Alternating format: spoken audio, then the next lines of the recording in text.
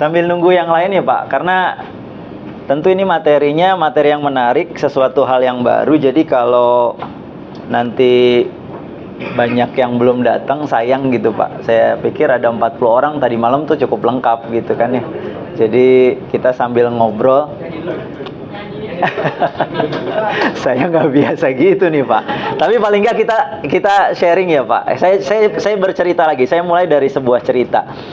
Saya cerita gimana awalnya mulai ke komoditas ini lah ya, komoditas sidat. Sidat itu kalau bagi kami itu sebuah hal yang sifatnya jangka panjang. Jadi ada mimpi jangka pendek, ada mimpi jangka panjang Pak. Jadi kalau Bapak juga punya goals, kalau bisa ada goals jangka panjang, karena itu mungkin sepanjang hayat Bapak akan lakukan perjuangan itu. Satu lagi yang jangka pendek. Kalau jangka pendek itu yang gampang-gampang Pak, yang mudah-mudah gitu. Artinya ketika misalnya kita ngomong lele, kita langsung bandingkan dengan komoditas. Artinya saya langsung justifikasi dari sisi harga. Kalau kemarin saya cerita tentang bawal, harga ikan bawal itu 20-25 ribu, rentangnya di situ. Paling rendah di 18 ribu. 18 ribu sampai 25 ribu. Kalau 25 ribu itu udah ecer Pak, di pasar lah. Jadi kalau yang di pembudidaya jarang dapat di angka segitu. Tapi kalau kita ngomong ke komoditas sidat, kalau komoditas sidat ini angkanya kalau Bapak jual dengan kami itu di 160 ribu sampai 170 ribu. Artinya bisa berkali lipat dari sisi harga. Tapi tentu pasti ada opportunity di sana, tapi juga pasti ada tantangan di sana. Nggak mungkin sesuatu hal yang mudah untuk bisa dilakukan, tentu hasilnya biasa. Tapi ketika misalnya sesuatu hal yang istimewa, pasti berbeda Pak. Pasti berbeda. Ya, pasti berbeda. Ada sesuatu hal yang kemudian harus Bapak pelajari lebih dalam. Gitu. Makanya kita sambil nunggu bapak-bapak yang lain hadir gitu kan. Sayang kalau misalnya belum dapat informasinya gitu. Nah, dari tadi yang harga 170 itu biasanya juga restoran tertentu lagi yang makan, Pak. Yang mengkonsumsi ikan ini. Artinya karena memang nggak familiar. Kita taunya misalnya ikan belut. Pasti ketika saya ngomong sidat, Pak, bedanya apa sama belut? Persamaannya sama atau enggak? Padahal jauh sekali bedanya. Kalau belut misalnya di sawah, kalau ikan sidat di sungai sama di laut, bahkan ada di muara, karena dia ikan migrasi. Nah tentu beda kan Pak, beda pasti ceritanya akan berbeda lagi, gitu. Dan ini ikan endemik Indonesia. Ikan ini ikan yang endemik ada di Indonesia. Artinya ikan ini ada di Indonesia. Memang asli, komoditas asli Indonesia. Gitu. Kalau kita ngomong kemarin bawal itu introduksi, artinya diperkenalkan dari negara lain masuk ke Indonesia. Tapi kalau ikan sidat memang sudah ada di Indonesia. Gitu. Ya kan? Ini yang menarik. Karena di ikan sidat ini sedikit juga informasinya. Tadi saya sempat bercerita ketika makan ataupun tadi ketika datang saya berbincang. Ketika ngomong sidat ini jualnya kemana Pak? Oh ke restoran, saya bilang. Restoran apa? Gitu kan. Biasanya ke restoran yang memang sudah ada menu sidat. Dan ini sangat terbatas sekali. Artinya sangat terbatas, tertentu yang memang memelihara, kemudian tertentu juga pasarnya. Gitu. Ketika kita ngomong sebuah produk yang tidak dimengerti, maka pasarnya kan harus orang yang mengerti ya Pak. Ya saya cerita misalnya motor gitu ya. Kalau Bapak sudah kenal motor, ketika orang cerita motor tinggal ini apa nih bedanya sama motor yang lain. Contoh gitu ya Pak. Nah kalau ikan sidat ini juga sama Pak. Karena memang pengetahuannya terbatas, maka harus ketemu sama orang yang memang sudah pernah. Dan ini jarang banget. Bapak boleh keliling-keliling lah di Bekasi. Kalau tadi dari dinas kayaknya nggak ada informasinya. Ada mungkin sangat terbatas sekali. Dan kalau dikunjungi mungkin nggak boleh masuk gitu. Di Karawang ada Pak, di Karawang ada, punya orang asing. Itu Bapak kalau masuk ketok pintu tuh kalau nuan udah nggak dibukain pintu. Gitu ya. Karena tadi informasinya ini terbatas, kemudian biasanya yang terbatas ini berharga. Gitu. Jadi hari ini difasilitasi sama dinas bertemu dengan Saya juga difasilitasi, alhamdulillah bisa ketemu sama bapak-bapak ini berharga. Kenapa? Karena memang potensinya besar. Potensinya besar. Gitu. Nah, jadi saya dikenalkan sama ini, satu Pak, waktu itu saya kuliah di IPB, saya mau bikin pabrik pakan. Jadi goal saya waktu itu, saya mau bikin pabrik pakan. Kenapa? Karena semua pembudidaya butuh pakan. Butuh pakan. Kalau kita ngomong budidaya secara singkat, butuhnya salah satunya pakan. Dan ketika butuh pakan, kita ngomong kos pakan tinggi. Selalu begitu. Akhirnya waktu itu karena saya belajar budidaya, saya pengen bikin pabrik pakan. Dan pabrik pakannya kebetulan ikan hias, karena bisa skala home industry. Nggak sampai besar kayak model merek-merek Java misalnya. Charon Pokpan itu udah levelnya tinggi dan besar. Saya bikin home industry. Alat-alatnya saya udah tahu begitu ya. Kemudian formulasi pakannya saya bisa buat. Nah, rencana mau itu Pak. Tapi ternyata ketika saya bertemu sama dosen saya, enggak, kamu jangan itu. Itu terlalu mudah kata dia. Saya berpikir kenapa bukan itu gitu. Kemudian akhirnya coba kamu cari sidat. Sepanjang saya belajar dari tahun 2005 sampai kemudian sepanjang itu kemudian sampai 2009 selesai saya. Kemudian saya lanjut lagi 2011. Saya nggak pernah belajar ikan ini Pak. Di kampus perikanan terbaik di Indonesia. Oh bisa bayangin. Kok saya dikasih informasi yang saya aja nggak tahu apa. Terus gimana saya ngolahnya? Gitu. Itu pertemuan saya pertama dengan komoditas ini. Akhirnya kemudian saya searching cari literaturnya nggak ada. Jadi datang ke perpustakaan, cari literaturnya nggak ada. Tahun sekian, adanya tahun 70, tahun 80, bukunya udah nggak ada gitu Pak. Ada tulisannya tapi bukunya nggak ada. Saya tanya sama dosen saya, Pak ini gimana caranya? Kamu cari informasinya. Artinya, sederhananya, dosen saya juga lagi menggali informasi. Dan menugaskan saya untuk mencari komoditas itu. Singkat cerita, akhirnya saya dipertemukan sama ikan ini. Saya ngobrol sama pembudidaya, ngobrol segala macam. Unik Pak, uniknya ini belut bukan Pak? Sama, saya juga ketika ketemu juga, ini belut bukan Pak? Bukan. Kok belut ada kupingnya? Gitu, ada kupingnya. Saya searching di internet segala macam sampai dapat tuh. Ada sebutannya belut Jepang. Gitu ya. Belut Jepang, terus kemudian ikan yang dikeramatkan di beberapa lokasi di Indonesia. Ini ikan dikeramatkan, bahkan nggak dimakan, takut gatal Pak. Sampai puncaknya saya dapat informasi dari orang-orang yang sudah levelnya tua gitu Pak ya, dan di zaman kemerdekaan ini ikan dicari. Saya waktu itu ketemu di sungai, tapi selalu menir Jepang sama menir Belanda bilang jangan dimakan. Makin menarik Pak informasinya. Kenapa saya bilang? Sulit sekali saya dapat informasinya, literasinya sulit sekali. Saya tanya sama dosen saya, beliau juga terbatas informasinya, tapi saya diminta untuk cari. Gitu. Sampai dapat satu titik informasi, oh, ini sudah berkembang bukan di negara ini. Tapi di negara-negara, saya dapat informasinya akhirnya negara-negara maju, Pak. Di Jepang, di Korea, di Cina, di Eropa, di Amerika. Jadi sebuah industri besar di sana. Gitu. Lah ikannya ada di sini. Jadi Belanda sama Jepang nggak ngasih tahu tentang potensial ikan ini. Karena pada waktu itu akhirnya di sana menjadi sebuah industri besar. Gitu. Di sana menjadi sebuah industri besar. Nah, karena di sana potensinya habis, di Indonesia yang paling kaya. Satu bumi Pak ya, satu bumi. Kalau saya mau katakan sidat di Indonesia yang paling banyak, biodiversitasnya yang paling kaya, Dan itu di sepanjang dari mulai Aceh terus Pak, di laut-laut dalam, turun ke Padang, turun lagi ke Bengkulu, Lampung, kemudian Banten, Pelabuhan Ratu, Cilacap, Ambon, Papua, sampai ke Kalimantan. Tapi yang memang ada laut dalamnya. Gitu.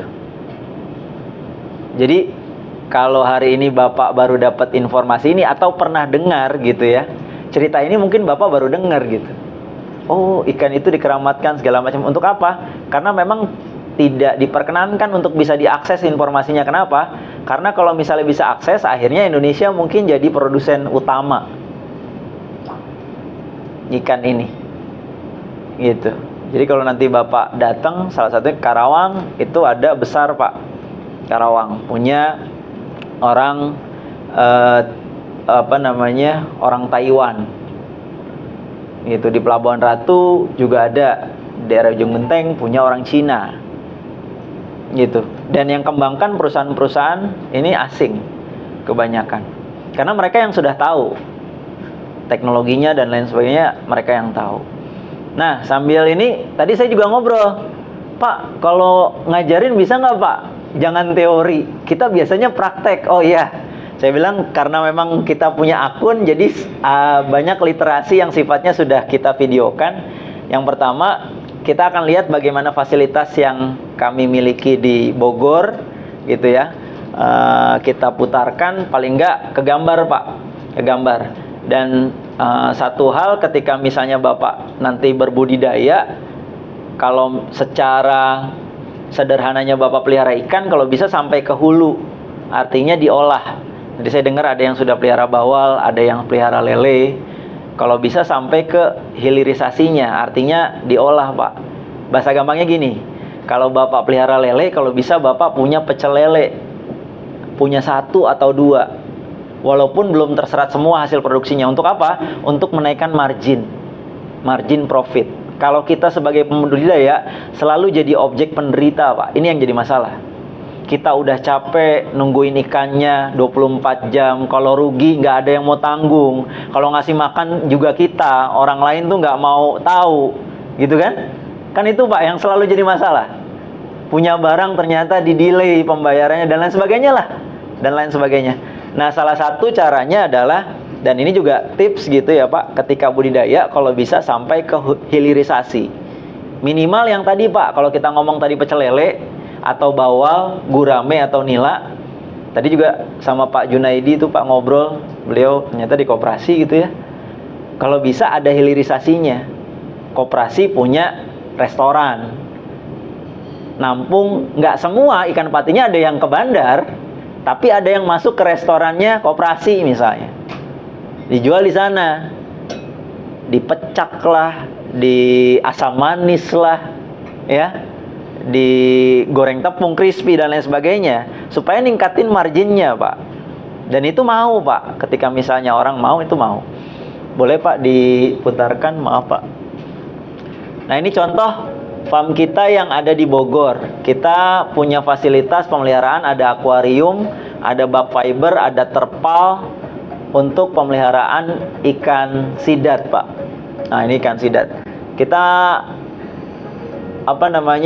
dalam satu lokasi itu kita kumpulkan dari budidaya sampai ke hilirisasinya, sampai ikan ini diolah.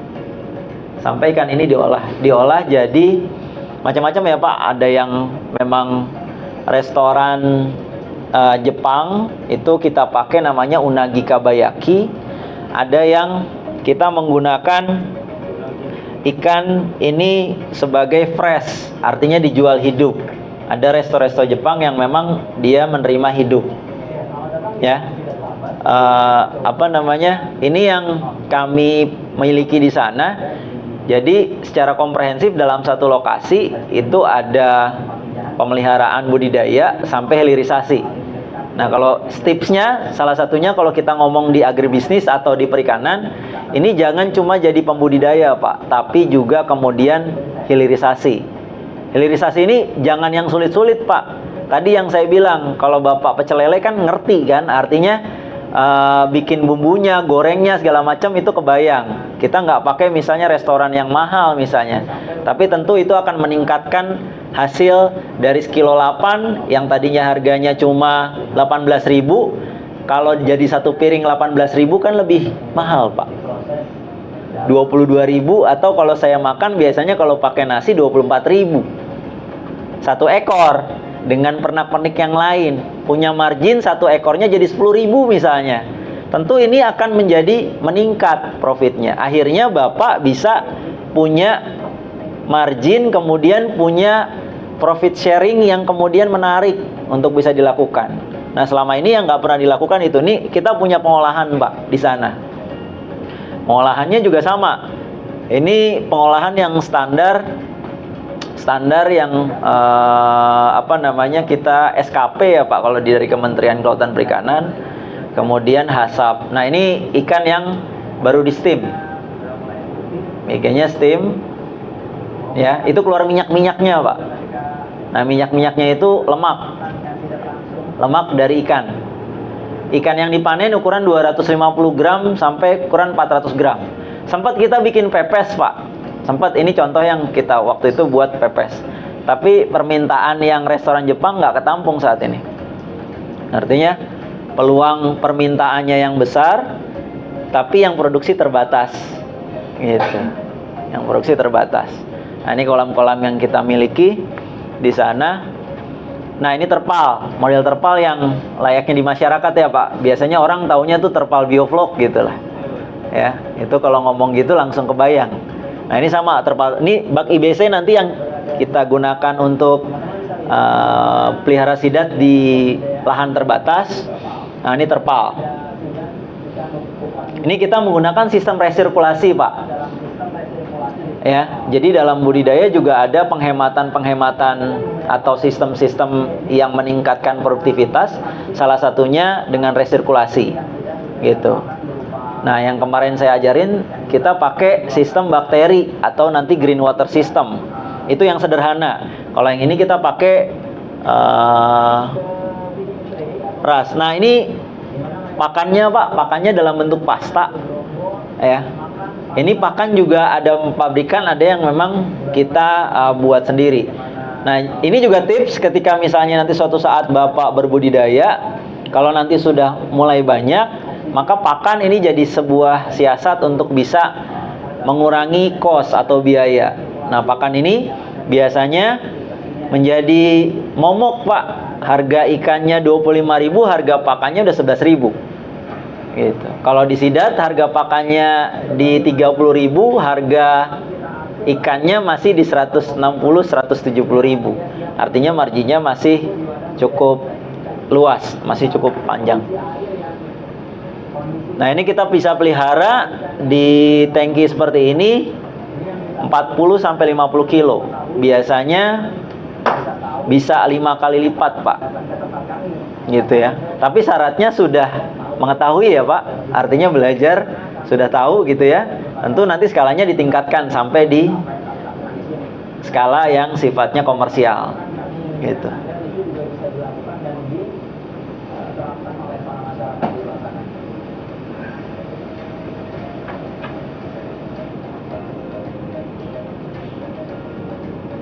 Nah, kalau sudah punya gambaran, Pak, nanti bisa skala komersilnya. Nanti suatu saat misalnya ketika Bapak sudah belajar budidayanya, Pak, nanti kalau budidaya gimana? Nanti jualnya nggak bisa.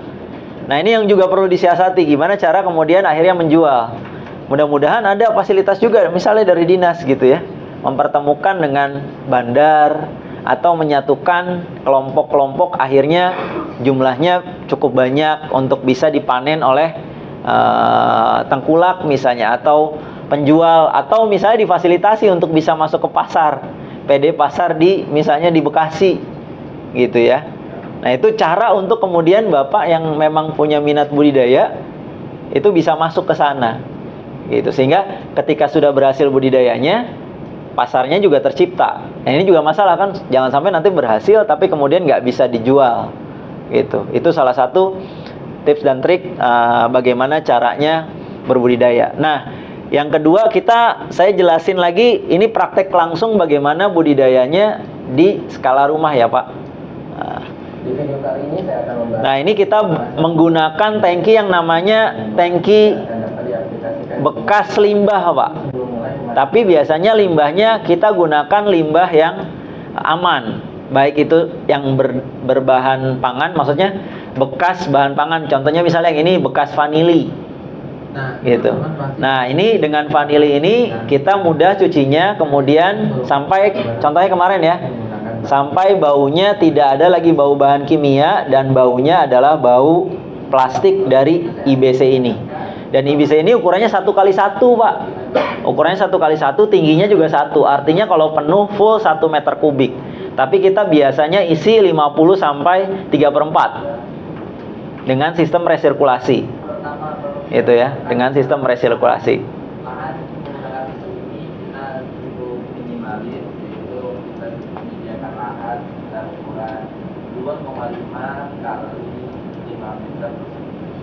Nah, ini ukurannya 1x1. Nanti bisa Bapak jajarin ada 3, ada 4, atau hanya 1 saja ketika Bapak coba pelihara pertama. Ini bisa. Kalaupun nggak bisa dengan model ini tadi drum ya. Drum juga bisa Pak. Ember juga bisa. Mana yang paling memungkinkan untuk bisa. Nah, yang kita contohkan di sini nih ini.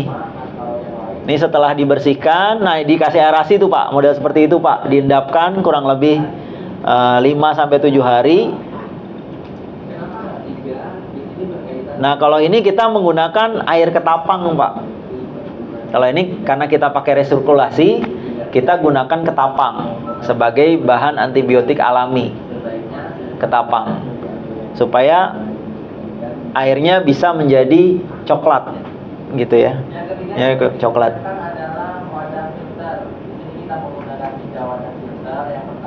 Nah, ini kita pakai wadah filter nih, wadah filternya, Pak. Ukurannya 100 x 50 x 40. Nah, kemudian di atas isinya biobol seperti ini, Pak. Ini untuk nanti kompartemen tumbuhnya bakteri. Nah, ini isinya biobol tuh yang dimasukkan.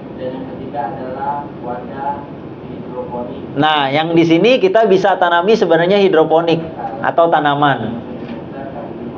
Ya, ukurannya 100 x 20 x 25 cm. Jadi dia akan berputar.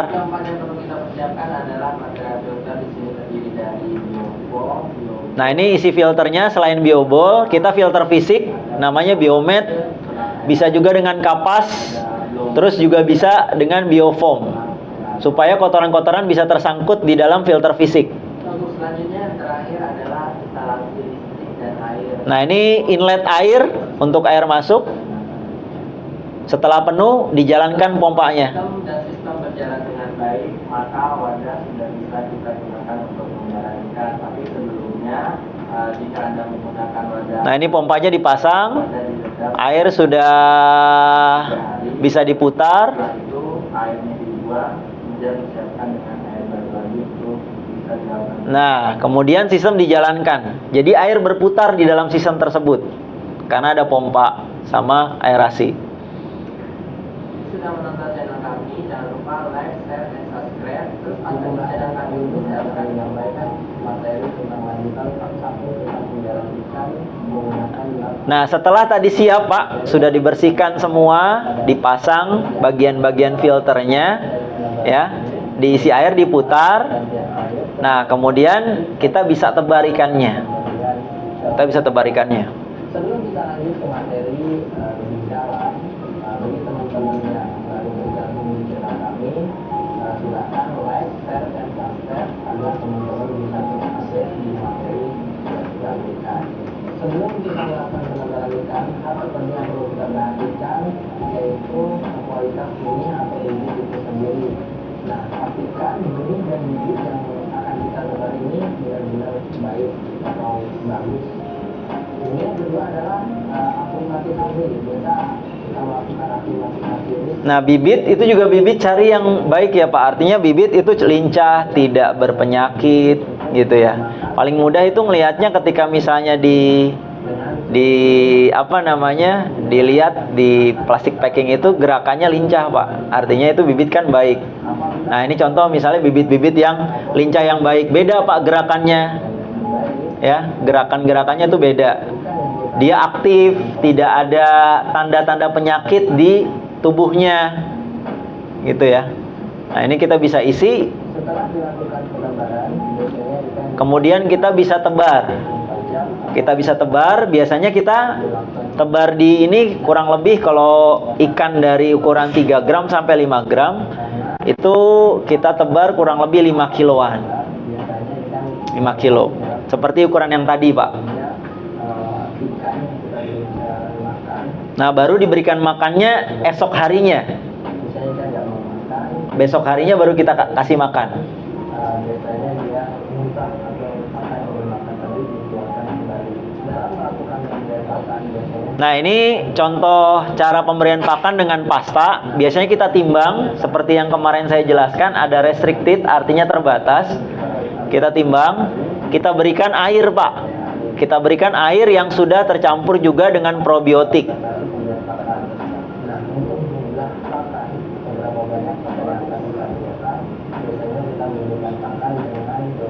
Nah, kita berikan 3% di awal, 3% dari bobot biomasa, kemudian dibuat seperti pasta, seperti tadi. Nah, setelah itu diberikan kepada ikan.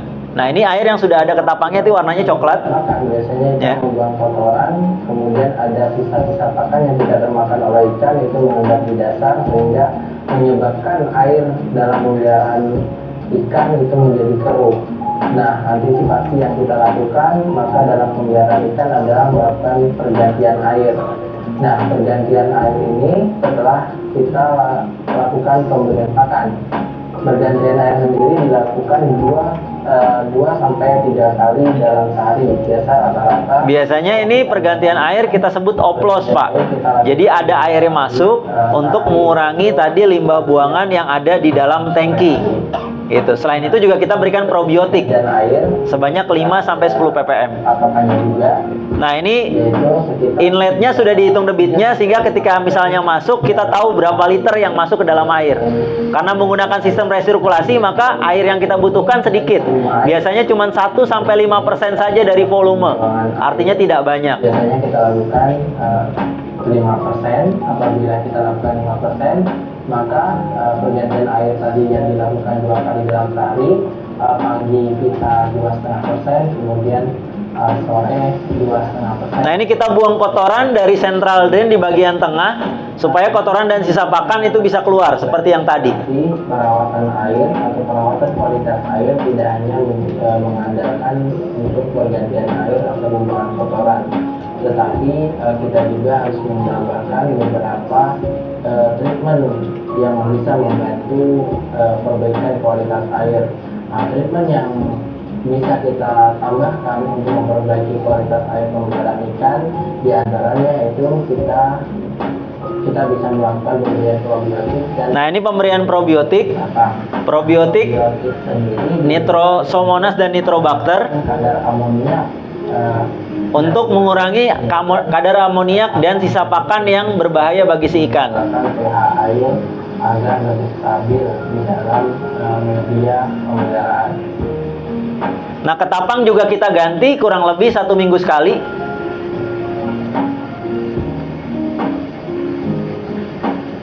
Nah, ini pergantian yang baru.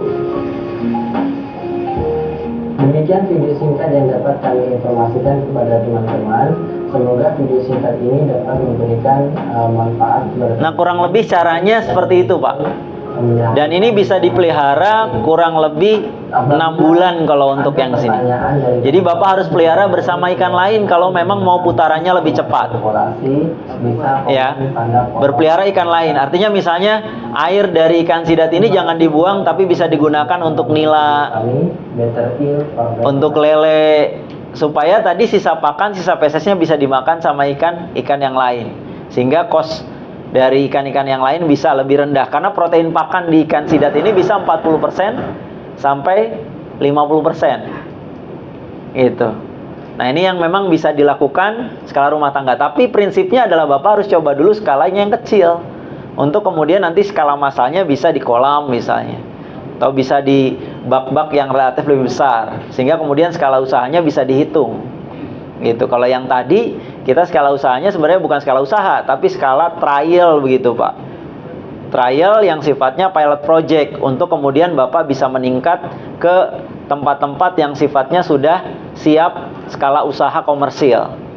Itu. Tapi prinsipnya Bapak sudah kenal dengan ikannya dulu. Gitu. Nah, dari sana kemudian Bapak akan mengetahui bagaimana performanya ketika Bapak sudah peliharanya skala kecil dulu. Ketika Bapak sudah yakin baru ditingkatkan budidayanya. Gitu.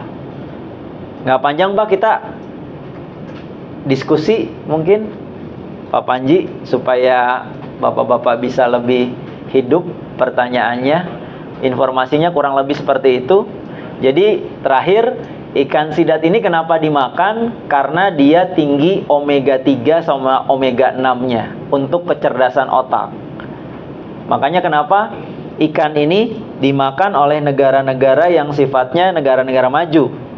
Karena mereka sudah sadar tentang nutrisi yang baik untuk tubuhnya.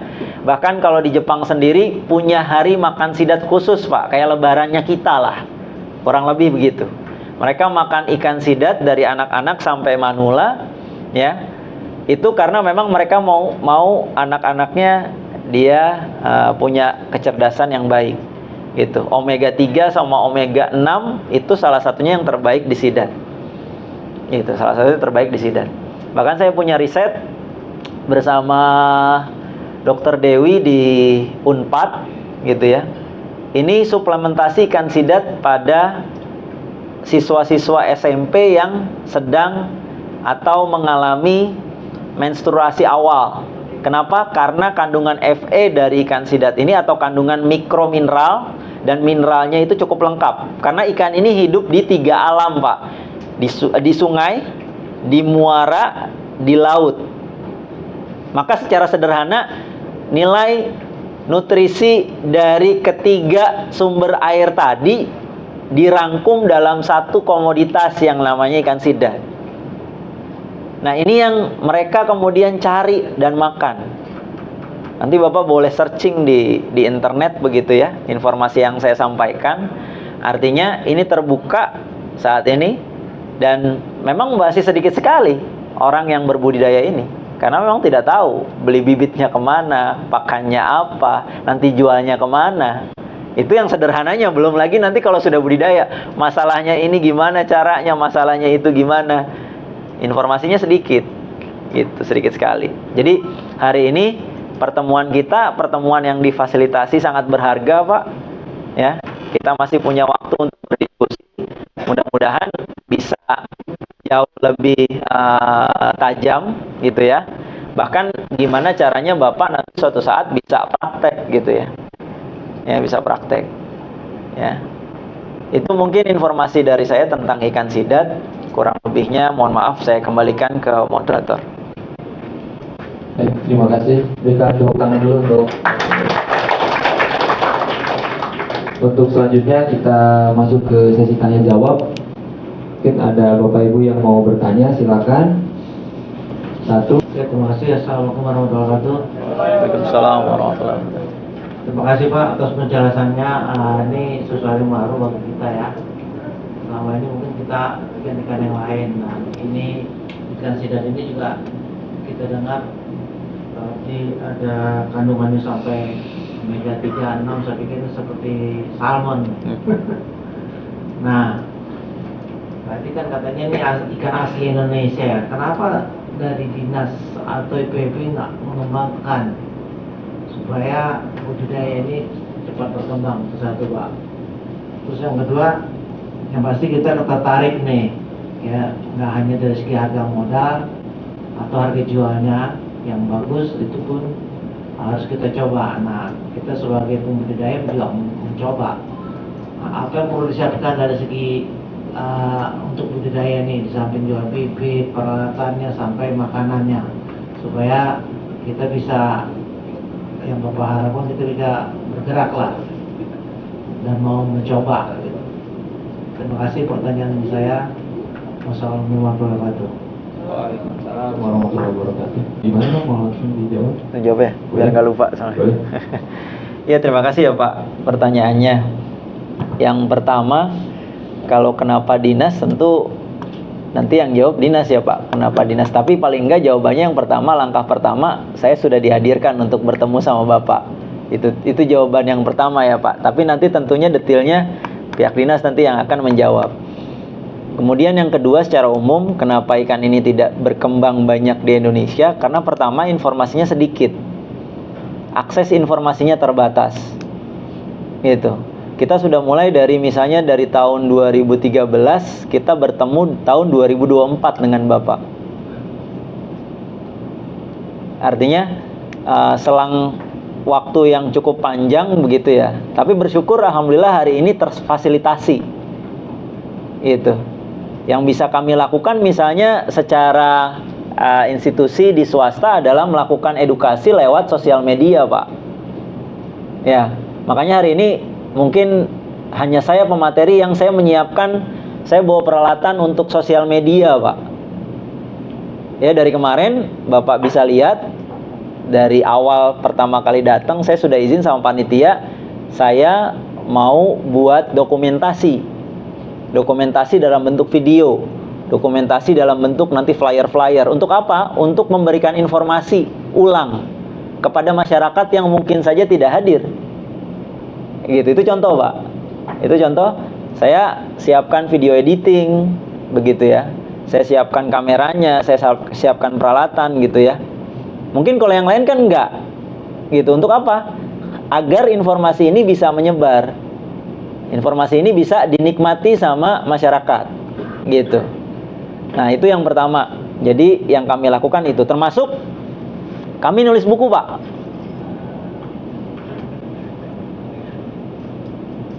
Untuk apa? Untuk informasi ini bisa kemudian sampai gitu. Karena jangkauan kami, saya kan sendiri gitu Pak ya. Saya satu gitu. Bapak 40 gitu ya. Gimana jangkaunya? Jangkaunya adalah difasilitasi sama pihak dinas untuk bisa bertemu Bapak. Contohnya seperti itu ya Pak. Saya punya sosial media. Saya punya misalnya buku. Untuk kemudian menjangkau informasi ini bisa tersebar. Begitu. Nah, kalau Bapak hadir ke saya sebut saja merek Gramedia begitu ya, insya Allah ketemu nih buku ini. Nah, ini bagian dari usaha kami untuk bisa tersampaikan itu Pak, dan itu bisa berkembang.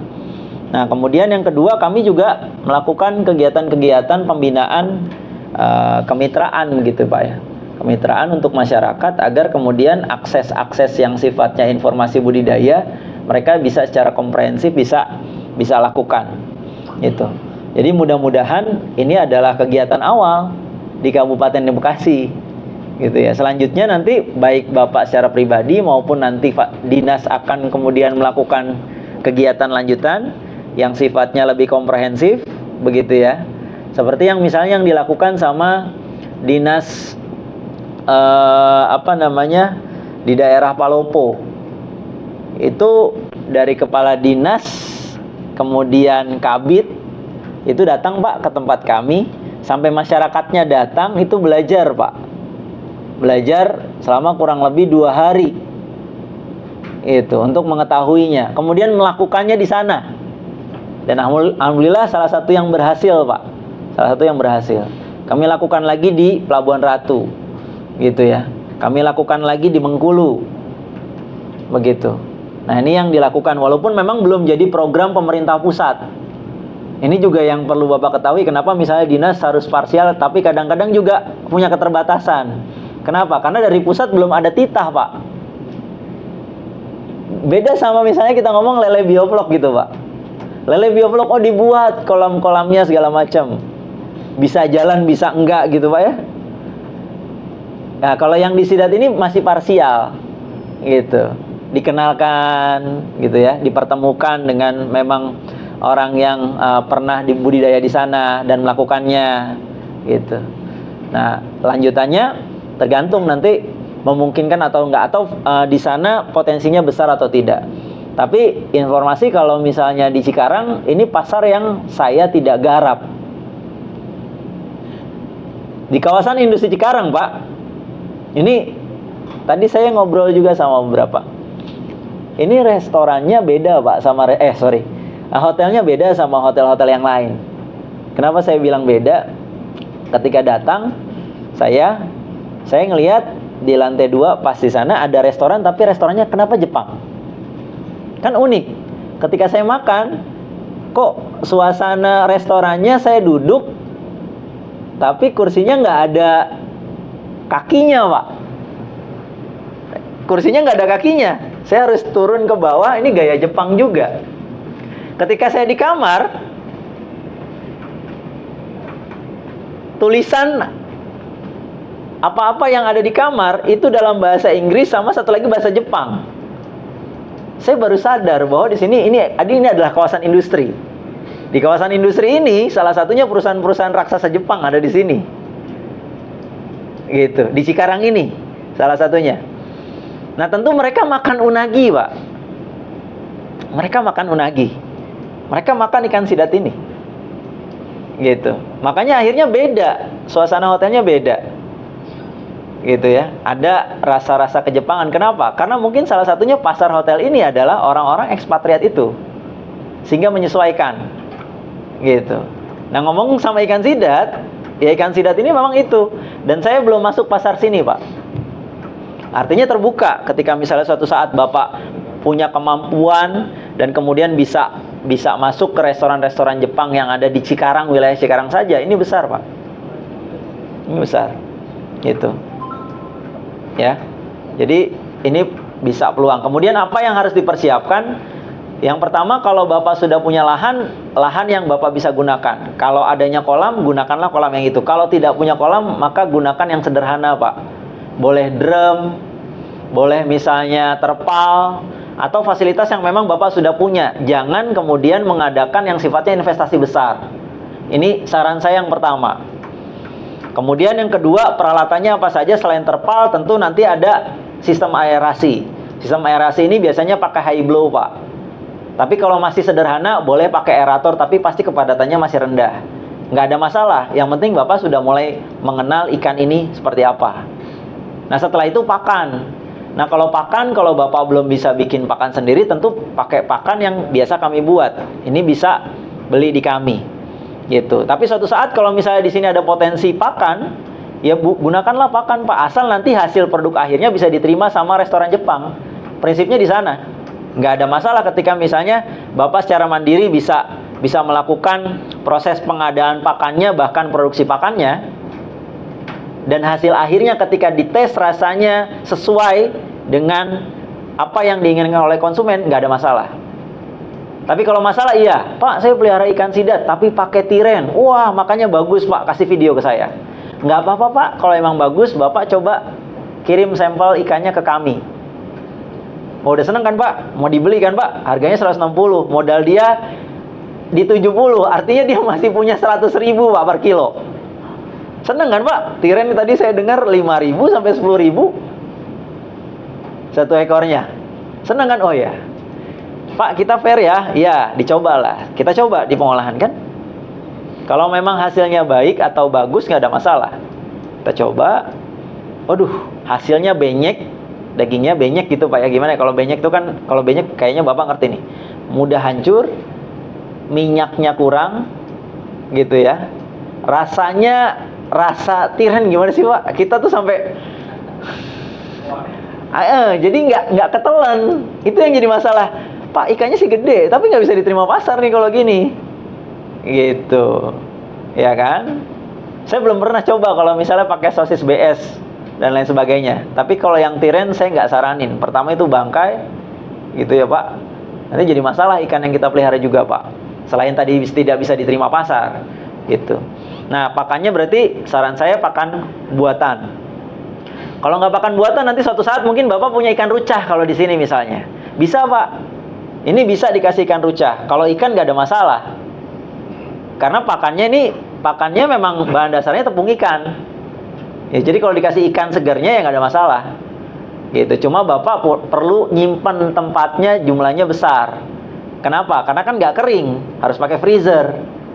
Itu kerepotannya salah satunya. Kalau pakan kan bisa digudangkan, nggak pakai freezer, gitu. Nah, itu kalau pakan. Nah, setelah itu Bapak mulai pelihara sedikit, Pak. Mau 5 kilo. Lihat performanya. Lihat kemampuan Bapak menyerap ilmu budidayanya. Learning by doing-nya mulai main. Informasi awalnya sudah dapat, learning by doing-nya main, tapi tidak membahayakan secara finansial. Gitu. Dan Bapak masih pelihara ikan-ikan yang lain sama gitu. Kalau memang sekarang saat ini pelihara ikan yang lain. Pelihara ikan yang lain itu memang untuk hariannya, Pak. Apalagi kalau nanti Bapak punya hilirisasi. Yang 3 bulan, yang 2 bulan bisa panen, sebagian ke lapak Bapak misalnya. Sebagian langsung ke bandar. Gitu, supaya muter jalan terus bisa jalan. Ikan sidatnya introduksi, artinya sedikit sampai nanti punya yang memang skalanya sudah skala usaha. Gitu.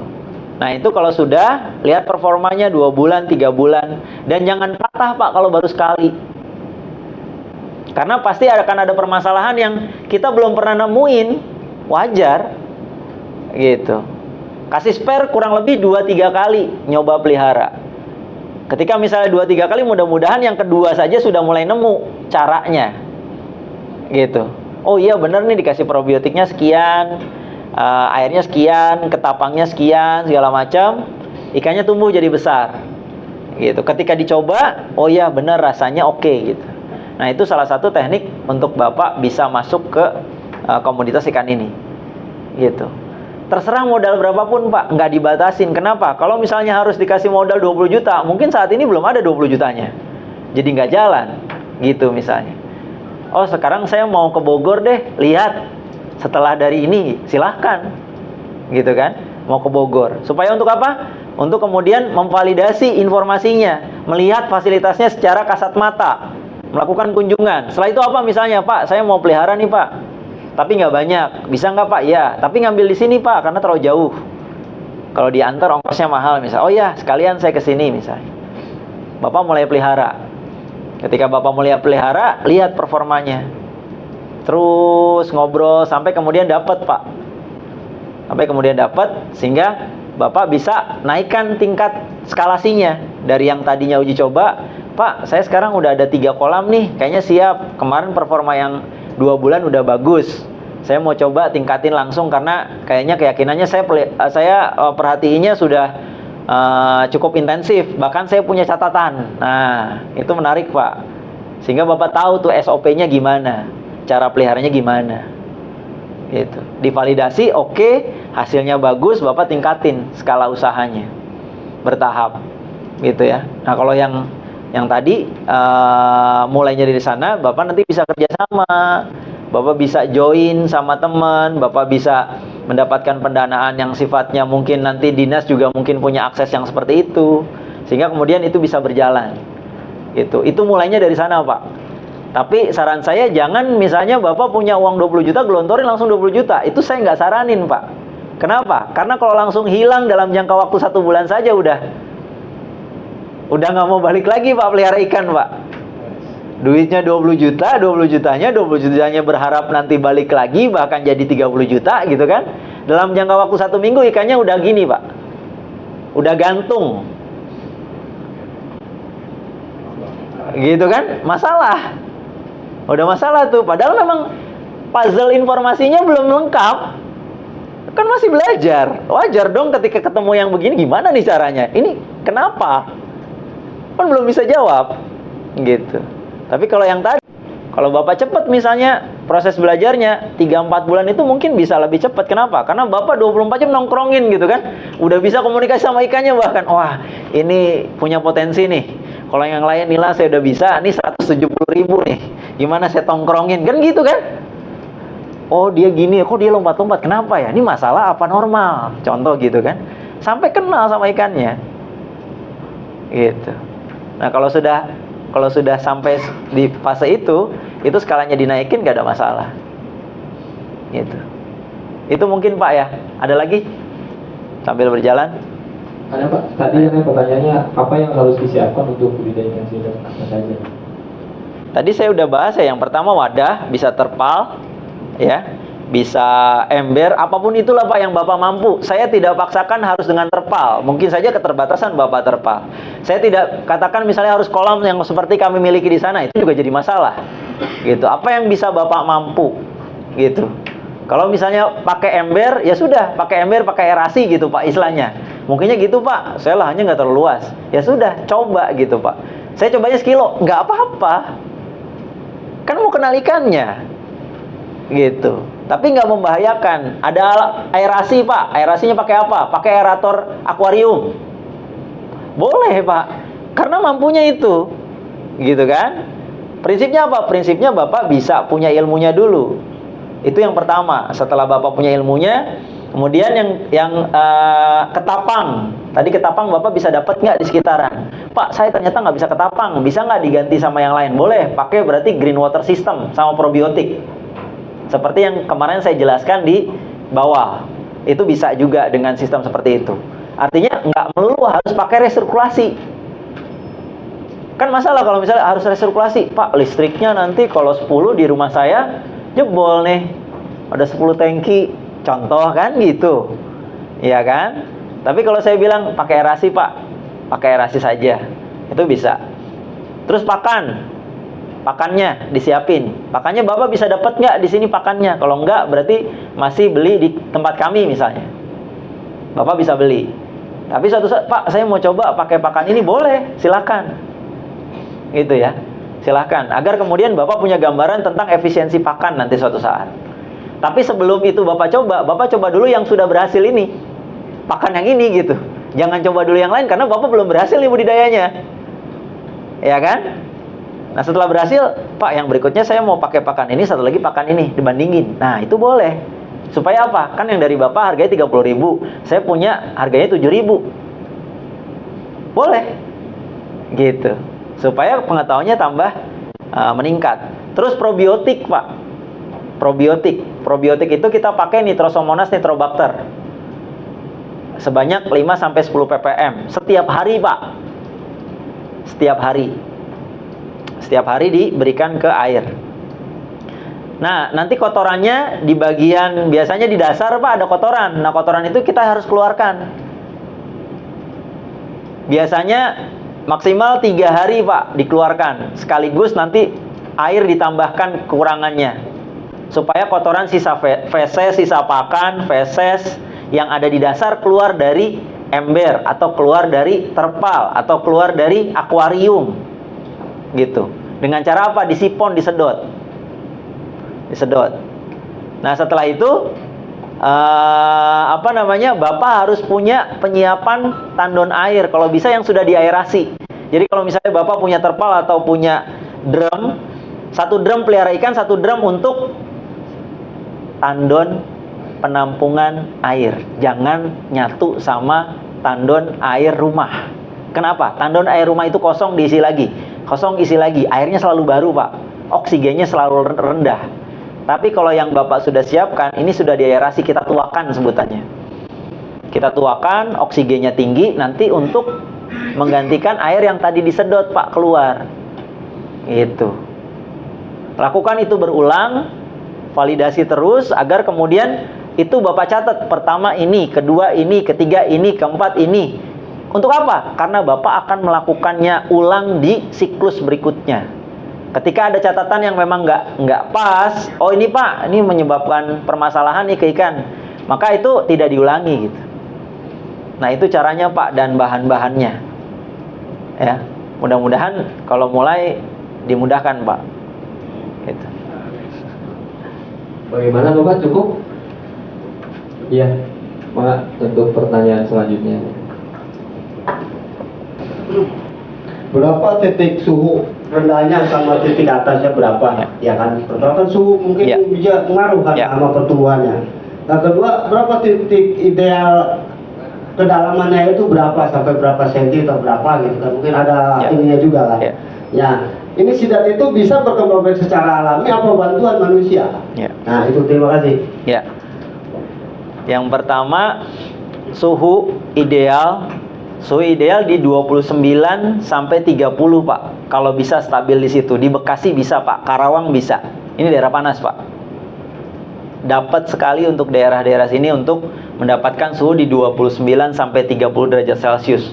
Itu sepanjang hari. Kecuali di malam mungkin turun ya Pak, karena memang tidak ada matahari. Tapi sepanjang hari itu di Bekasi, di Cikarang ini dapat. Ya, bahkan waktu itu kita punya mitra di daerah Tambelang, pelihara di kolam tanah. Gitu ya. Di sana panas banget, Pak. Luar biasa panasnya. Karena dekat muara ya kalau nggak salah ya. Daerah Tambelang itu dekat-dekat muara walaupun sawah banyakan di sana. Itu bagus, Pak. Gitu ya. Itu bagus. Itu 29 sampai 30. Kemudian kalau kedalaman, kita punya tangki yang tadi seperti tadi itu tingginya 1 meter, Pak.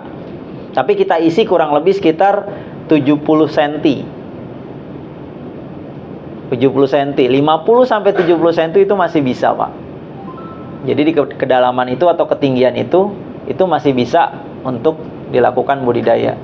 Gitu, tidak terlalu rendah gitu, Pak ya. Kadang-kadang misalnya cuma 10 cm kayak lele supaya bolak-balik ke atas ya, nggak mau tinggi. Kenapa? Capek nih beningnya.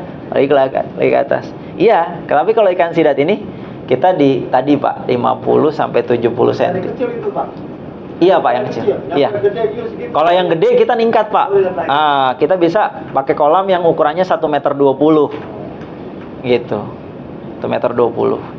Tapi kalau yang diterpal sekitar 50 sampai 70 cm. Terpal yang 3 meter, terpal yang 2 meter, itu tingginya segitu. Gitu. Karena kenapa ada spare 20 sampai 30 cm? Ikan ini bisa lompat, Pak. Ini kan ikan migrasi ya, Pak. Ini ikan migrasi, Pak, sama kayak salmon. Gitu. Kalau ikan salmon dia dari hulu ke hilir, kemudian ke hulu lagi mati. Kalau dia sebaliknya, dari hulu ke hilir ke laut dalam, di laut dalam mati. Dan tadi saya jawab sekaligus, ini bisa dikawanin secara alami atau buatan. Secara alaminya di laut dalam, Pak. Biasanya literaturnya mengatakan 400 meter di bawah permukaan laut. Makanya kenapa ditemukannya di laut dalam, nggak ada di pantai utara Jawa. Mau ngubek-ngubek di Pantura, nggak ketemu, Pak. Adanya di Pansela, pantai selatan Jawa. Karena di sana laut dalam. Di muaranya ketemu nih ikan ini. Salah satunya paling dekat dengan daerah kita, Pelabuhan Ratu. Paling dekat. Gitu. Saya pun juga punya spot penangkapan di Pelabuhan Ratu. Jadi ikan ini masih ditangkap di alam, kemudian dipelihara budidaya. Penelitian bisa, Pak, tapi secara ekonomi atau secara komersil ini mahal biayanya. Jadi masih Allah Subhanahu wa taala yang lebih hebat dibandingkan para peneliti maupun orang yang ngawinin, Pak. Jadi di alam itu masih kawin terus gitu ya. Ya kan? Kalau kita ditaruh di wadah budidaya nggak kawin-kawin gitu, Pak. Jadi kalaupun berhasil tapi masih mahal, Pak. Gitu. Jadi masih efisien di alam. Gitu. Kita pun juga akhirnya belajarnya dari alam, Pak. Belajarnya dari biologi ikan sidat ini, gimana dia makannya, apa yang dibutuhkan, itu yang kita adakan di wadah budidaya. Gitu. Jadi makanya kenapa saya sampaikan ke Bapak, kenali dulu ikannya. Kenapa? Kalau udah kenal kebiasaannya dia apa, Bapak tahu apa yang harus Bapak sediakan buat si ikan ini. Gitu. Tapi kalau Bapak nggak tahu, sulit kan untuk dia butuhnya apa sih? Kok dikasih keong nggak mau sih? Kok dikasih udang? Misalnya contoh ya. Padahal mungkin caranya yang salah. Gitu. Itu ya, Pak. Pertanyaan selanjutnya tadi. Assalamualaikum warahmatullahi wabarakatuh. Assalamualaikum. Perkenalkan, nama saya Hendy dari Tambun Selatan. Mungkin tadi pertanyaannya agak cukup dijawab juga. Saya tadi mau nanya soal bibit sidat ini sendiri. Tadi kan sempat dijawab, mungkin nanti bisa dieksplorasi lebih dalam. Kalaupun memang kita tertarik terhadap sidat ini, di mana kita bisa mengakses, karena itu menjadi hal yang penting. Itu mungkin pertanyaan pertama. Kemudian pertanyaan pamungkasnya yang kedua, ini saya arahkan kepada Dinas Perikanan. Semalam kita sempat ngobrol-ngobrol, ngopi-ngopi, gitu kan, terhadap pelatihan hari ini, kemudian kemarin juga. Kita sangat apresiasi sekali dengan pelatihan hari ini. Yang langka adalah ketemunya teman-teman petani atau peternak di masing-masing komoditas, gitu kan. Saya juga menyampaikan banyak sekali petani-petani peternak yang di daerah Tambun Selatan, termasuk satu desa saya, ini tidak bisa mengikuti kegiatan ini karena keterbatasan kuota, gitu kan. Pertanyaan saya, what's to be done? Setelah ini apa? Kita udah kumpul begini. Kak Angga tadi dibilang ini hanya pemantik, ini nggak cukup dengan hanya hari ini. Kita bisa aja main ke tempat Kangga, bisa aja main ke tempat pemateri-pemateri yang kemarin. Tapi yang saya inginkan ada semacam tawaran dari Dinas Perikanan terhadap acara hari ini. Apakah lantas selesai begitu saja, kemudian grup bubar, atau ada hal yang lain? Saya harapkan ini ada harapan dari para peternak-peternak yang tidak bisa ikut, karena mereka sangat butuh pendampingan daripada Dinas Perikanan, termasuk kemudahan akses ilmu pengetahuan, teknologi, dan lain sebagainya. Mungkin itu yang bisa saya sampaikan. Terima kasih.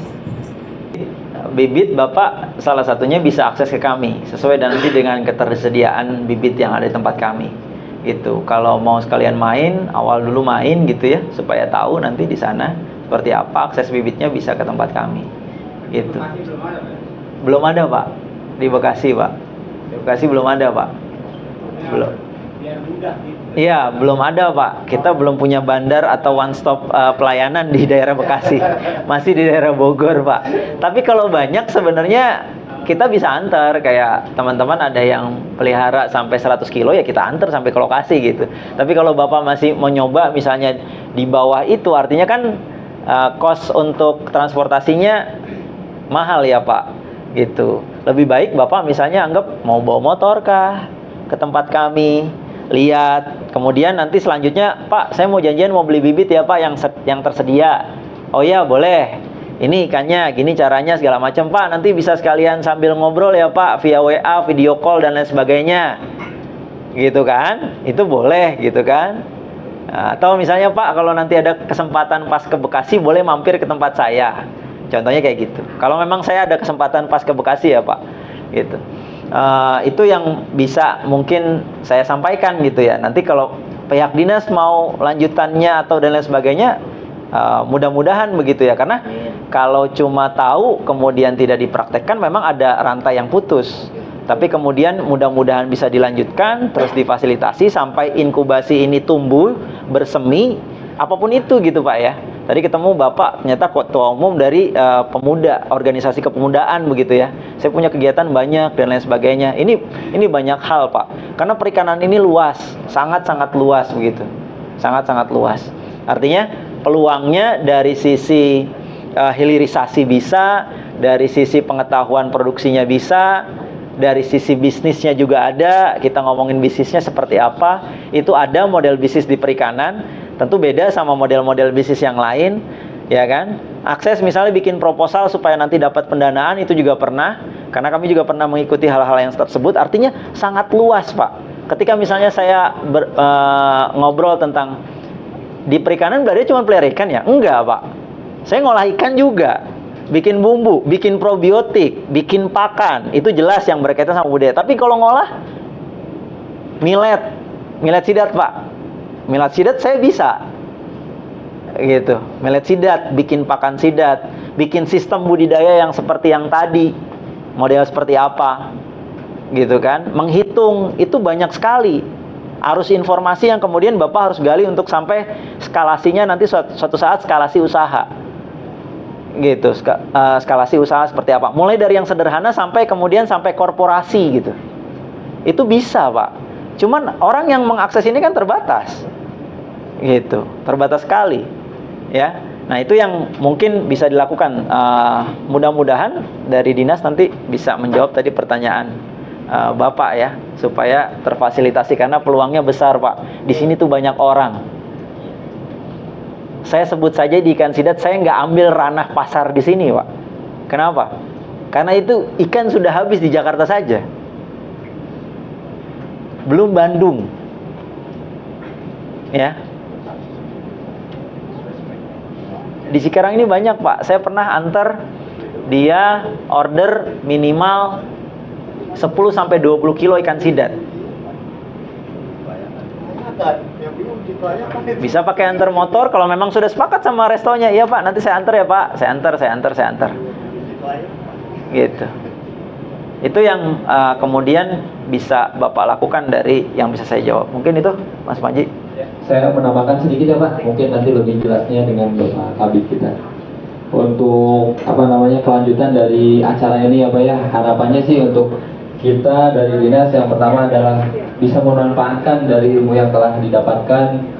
Kemudian untuk selanjutnya kita juga ada Pak program-program misalkan kayak temu lapang gitu, lebih ke pembinaan, dan kita juga menampung misalkan dari para pembudidaya kalau memang ada keluhan terkait dengan terjadinya kematian ikan atau ingin ngecek kualitas air dan yang berkaitan dengan kesehatan. Nah, kita juga mau buka Pak untuk pelayanan itu, dan nanti dari Dinas Perikanan datang ke lokasi juga gitu. Nah, untuk ini kan semacam forum juga Pak ya. Jadi nanti setelah kita dimasukkan ke dalam grup ini, nanti Bapak masuk ke forum budidaya air tawar. Nah, kita tampung semua para pelaku pembudidaya ikan air tawar se-Kabupaten Bekasi, kita tampung di situ. Nah, di situ kita juga ada Pak ketua forumnya udah ada. Nah, nanti sebagai wadah diskusi terkait dengan yang memang program-program apa sih yang dibutuhkan dari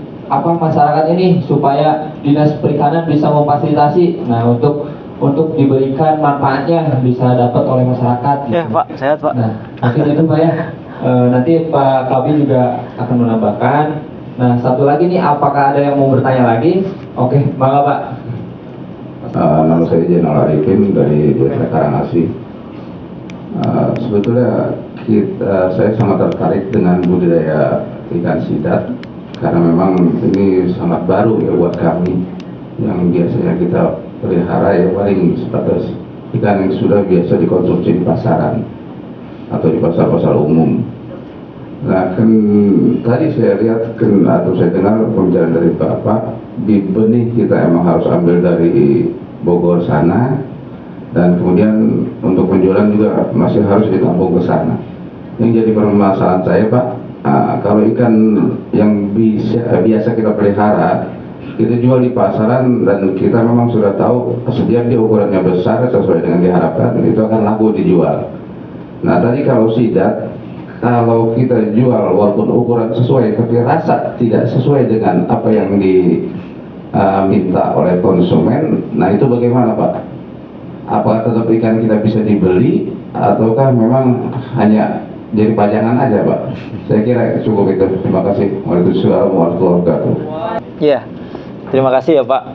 Mudah-mudahan terus semangat Pak untuk pelihara ikannya, karena bapak-bapak yang budidaya ini, kalau saya boleh katakan, pejuang penyedia pangan di Indonesia Pak, mau kecil maupun besar Pak. Di sana ada pahala yang besar Pak. Dari kemarin siang sampai tadi pagi kita selalu menikmati makanan-makanan yang asalnya dari pertanian, peternakan, sama perikanan. Suka atau tidak suka, mungkin saja ada barang Bapak yang dari bandar dijual ke sini gitu kan. Kan itu yang kita salah satu bersemangatnya. Mudah-mudahan ekosistem yang ada menunjang Bapak untuk terus berkembang dan tumbuh Pak. Itu yang kita harapkan bersama, sehingga Bapak bisa melakukan terus kegiatan budidayanya. Nah, untuk yang sidat memang keterbatasan kita saat ini masih ada di Bogor. Artinya kita belum punya tempat-tempat khusus di tempat lain selain saat ini di Bogor. Kita punya di Bali Pak, tapi itu juga produksi, dan produksinya untuk pasar Bali sama Surabaya gitu ya. Nah, kalau yang yang Bapak tanyakan, kalau nanti Bapak panen kemudian ikannya kualitasnya nggak bisa, pertama di treatment dulu Pak di tempat Bapak. Contohnya treatment itu dipisahkan di kolam yang airnya jernih. Kemudian salah satunya di treatment dengan garam 10 ppt. Nah, kita berharap dari sampel yang tadi Bapak antar yang bermasalah rasa dagingnya menjadi ikan yang relatif masih bisa diterima. Karena yang permasalahan di ikan ini kalau tidak diterima, yang pertama bau lumpur. Bau lumpur ini ada dari, penyebabnya adalah dari alga yang mengeluarkan atau memproduksi bahan aktif namanya geosmin Pak. Jadi kalau ikan-ikan apapun yang kemudian bau lumpur, maka pastikan di kolamnya biasanya ada alga yang memproduksi geosmin Pak namanya. Mau ikan sidat, mau ikan lele, mau ikan apa yang bau lumpur itu menyisip di dagingnya geosmin, sehingga akhirnya dia bau lumpur ya. Nah, ini treatment yang pertama yang Bapak bisa lakukan adalah direndam di air bersih, Kemudian yang kedua, kalau masih belum juga harus dikasih garam, Pak. Garam 10 ppt. Kalau belum sampai menyisip di dalam dagingnya terlalu lama, itu masih bisa hilang.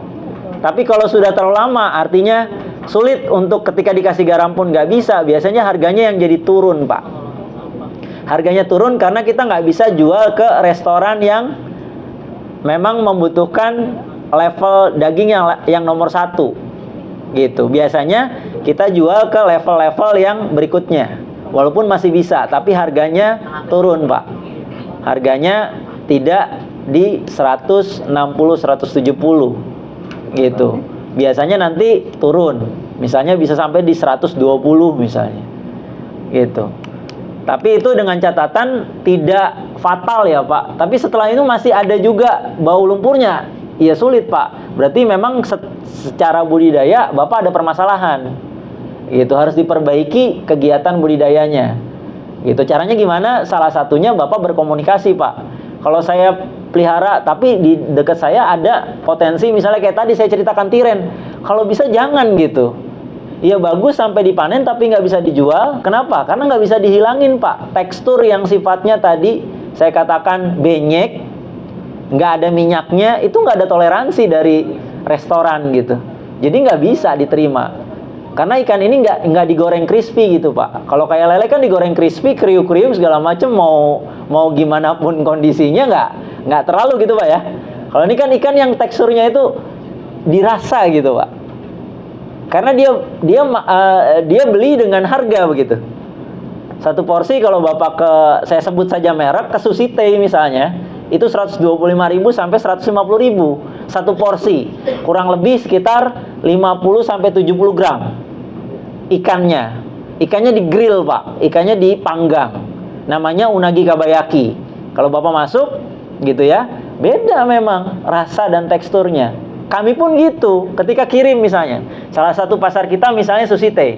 Ketika misalnya Sushi Tei mintanya segar, Pak. Jadi kalau kita panen ke Sushi Tei ini, Sushi Tei minta fresh fillet frozen. Fresh fillet. Kalau ada frozennya artinya sudah di freezer ya, Pak. Dia maunya fresh, artinya sesaat setelah dia di fillet. Kenapa? Teksturnya beda memang. Teksturnya beda, Pak. Saya datang, kenapa maunya gini, yang lain kok bisa? Pak, kami jaga kualitas.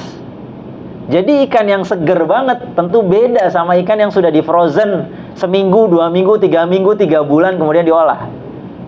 Pasar kami menginginkan yang tadi gitu. Contohnya kayak gitu, Pak. Begitu misalnya ada yang sifatnya teksturnya nggak mau, di-reject. Barang kami juga di-reject semua. Di-reject semua, nggak ada ampun, Pak. Pak, kita minta ganti, Pak, sama yang lain ikannya, jangan yang ini. Gitu. Itu yang jadi permasalahan. Jadi kami juga mencoba fair untuk memberikan informasi. Ketika misalnya bilangnya barangnya reject, Bapak boleh coba. Bahkan, Pak, kita ada jadwal nih untuk ngolah ikannya Bapak nih. Bapak kemarin antar pakai bis, kita ambil misalnya di terminal, kita cek hasilnya gini, Pak. Misalnya, wah masa kayak gitu kita ini, boleh Pak, ini ada kebetulan kemarin Bapak kirim 2, masih ada 1 lagi, kita coba bareng.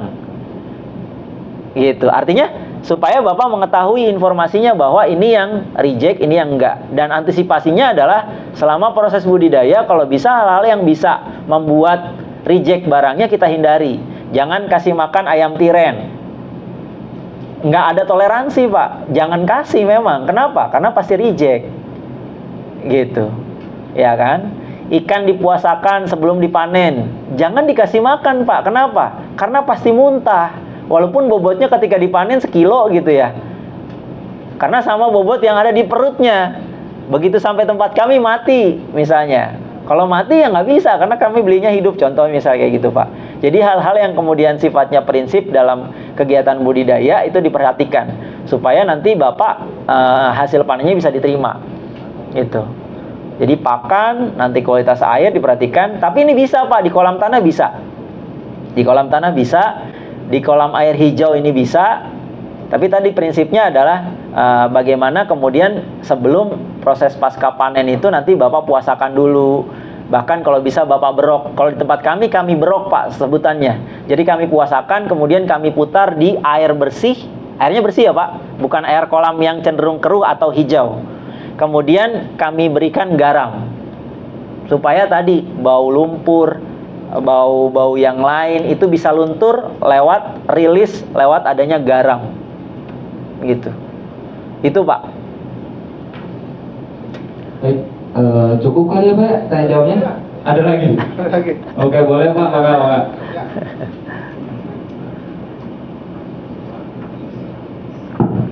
Ya, terima kasih atas kesempatan yang diberikan kepada saya. Perkenalkan, sebelumnya nama saya Junaidi.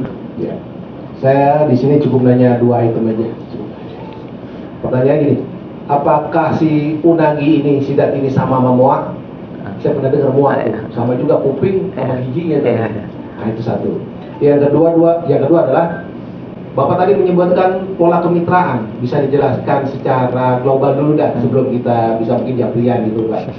Ya Pak, apakah pola kemitraan itu berkaitan dengan pemberian subsidi pakan, kemudian nanti hasilnya bisa ke Bapak gitu. Nah itu tolong dijelaskan Pak, 2 aja Pak. Terima kasih. Iya, ikan sidat ini bahasa Indonesia, bahasa Inggrisnya eel. Kalau Bapak searching di internet eel, itu keluar eel. Walaupun eel ini ada belut ya Pak, tapi beda. Kalau kita sebut eel atau unagi, ini pasti sidat, pasti moa Pak. Kalau nama bahasa orang Jawanya mungkin ya Pak, pelus. Kalau bahasa Sundanya lubang, ya Pak. Orang Sunda misalnya sebutannya lubang. Kalau orang Sulawesi, Sogili Masapi. Jadi memang ada nama-nama daerah tersendiri ikan ini, gitu. Sogilis atau Masapi. Tapi semua sidat Pak, semua sidat. Kalau bahasa Jepangnya unagi, kalau bahasa Koreanya jengen, apa ya? Iya, jangen kalau nggak salah. Sebutannya agak sulit, saya nggak bisa bahasa Korea soalnya. Nah itu semua sidat Pak. Atau sederhananya ikan yang ada kupingnya, itu termasuk moa. Jadi ini sama, gitu. Dan ini ikan ya Pak, bukan siluman, karena dia memang bisa bergerak di luar air gitu Pak. Jadi kayak ular gitu. Bahkan karena ikan ini migrasi, karena kuat Pak, kuat untuk melawan arus. Bahkan kalau ada curug, air terjun itu bisa naik Pak. Tapi ikan kecil, dia nanti besarnya di hulu. Kalau sudah besar dia akan perosotan Pak, turun ke hilir gitu. Jadi kalau Bapak nanti kalau di Ambon itu Pak ya, itu ada ikan-ikan sidat marmorata yang memang bersahabat sekali dengan masyarakat di sungainya. Mandinya bareng sama ikan sidat gitu ya, segala macam. Bahkan ada tempat-tempat yang memang mereka nggak makan ikan sidat, dilestarikan lah di sana. Masih ada yang sampai seperti itu gitu. Jadi ikan ini ikan yang memang jenisnya ikan karena bernapas dengan insang dan dengan kulit, sehingga makanya dia bisa di air itu bisa bergerak atau bisa beraktivitas walaupun tidak lama gitu. Kemudian yang kedua, pola kemitraannya memang Pak, kami ada pola kemitraan produksi. Pola kemitraan produksi terbuka. Kami tidak seperti misalnya perusahaan-perusahaan besar yang ada yang injek modal, yang injek bibit, nanti bayarnya panen. Kemudian kalau nggak bisa panen jadi hutang. Bahkan digadaikan atau dijaminkan sertifikat tanahnya tersebut, enggak Pak. Tapi justru lebih lunak. Artinya lebih lunak gini, ketika Bapak masih membutuhkan kami untuk melakukan kerjasama, silahkan. Ketika Bapak kemudian sudah mulai mengerti, sudah mulai paham tentang pasarnya, Bapak boleh mandiri. Tapi jangan merusak pasar karena kita punya pertemanan. Artinya ketika misalnya Bapak, kenapa misalnya kami di harga 160 sampai 170? Karena memang ada margin lagi kalau Bapak ketemu sama end user resto. Gitu. Bapak masih punya margin. Ketika misal di Cikarang tadi saya jelaskan, Bapak bisa tembus sampai ke resto. Kami seneng. Kenapa? Karena pasar di sini terampu. Gitu. Bukan saingan gitu Pak. Justru sama-sama. Ketika Bapak kurang barang, Bapak bisa akses misalnya, Pak, kami kurang barang Pak, bisa nggak disuplai, kami dibantu. Harganya berapa? Harganya sekian. Karena kita tahu harga jual di resto berapa? Asal sama-sama untung tapi nggak jatuh-jatuhan harga, Pak. Gitu. Itu prinsipnya kita buat kemitraan terbuka tapi yang sifatnya saling mengisi. Tapi saling mengisi karena memang kami punya keterbatasan juga secara permodalan, personil dan lain sebagainya, maka tadi kemitraannya polanya terbuka. Terbuka itu Bapak boleh beli bibit di kami. Kalau Bapak nggak bisa beli bibit, Bapak nggak bisa nyetak bibit, Bapak boleh akses pakan ke kami. Kalau Bapak nggak bisa bikin pakan, kalau Bapak nggak bisa akses pakan, Bapak boleh jual lagi hasil panennya ke tempat kami. Kalau Bapak belum ketemu akses pasarnya. Tapi kalau Bapak sudah bisa misalnya bibitnya, kita bersyukur. Untuk apa? Untuk berarti spot produksi di sini bisa berkembang. Gitu ya.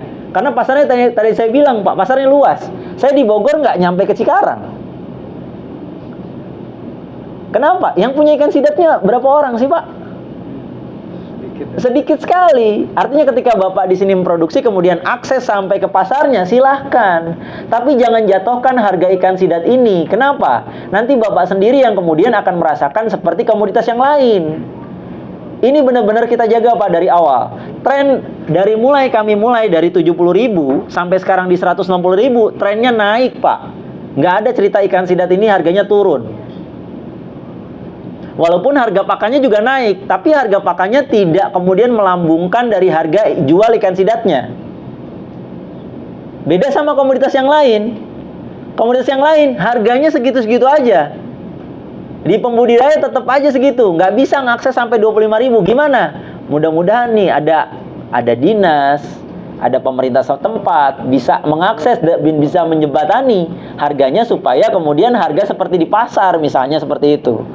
Sehingga kemudian pembudidaya tidak jadi objek yang sifatnya penderita dan tidak ada orang yang mau bergerak di budidaya. Gitu.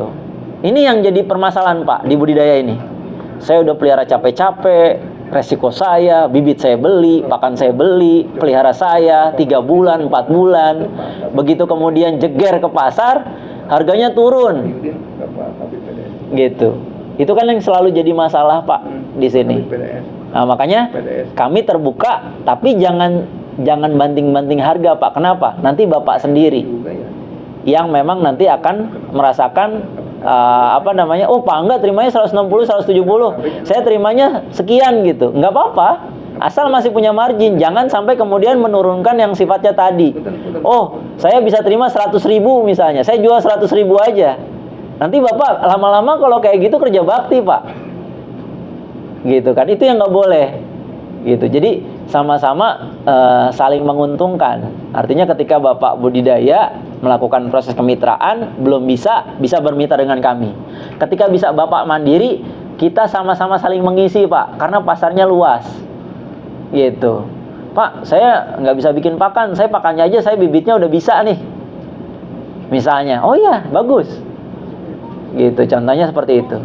Jadi pola kemitraannya kurang lebih seperti itu.